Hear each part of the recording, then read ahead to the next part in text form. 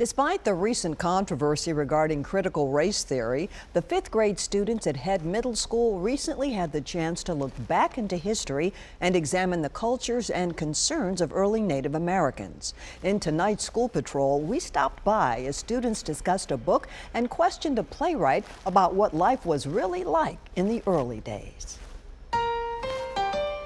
What was a favorite part of the book? The name of the book is Thunder Rolling in the Mountain. It says that Sound of Running Feet, she kind of settled down even though she was forced to assimilate. Written by Scott Odell. He did not think that violence was the answer, but Sound of Running Feet did, and in my opinion, she was still learning. They had conflicting values and conflicting beliefs. Students in Thomas Acapinti's fifth grade class are having a discussion about the book. At the end of Thunder Rolling in the Mountains, it kind of leaves you on a cliffhanger. It's a fictional account of the Native American Nez Perce tribe. Sound of Running Feet wanted to fight for their homeland. But it didn't have to end like that. They could still get their home, but they'd have to do it with peace. Forced from their land by the U.S. Army. It ended as the main character changed her name and adapted into the other world. Not so much that she was leaving behind Native American Indian life. Because if we were all fighting, we would solve nothing. Mr. Acapinti's students had the chance to question his friend. Tell us about yourself. A woman whose fifth great-grandmother, Nanya He, played an important part in the Cherokee tribe. She, was first honored as a war woman. She was out there chewing the bullets alongside her husband. As a result, Becky Hobbs created the play Nanya He, Beloved Woman of the Cherokee. She risked her life to go with him to battle, and when he was killed, he fell to the ground. She took his rifle, killed his assailant,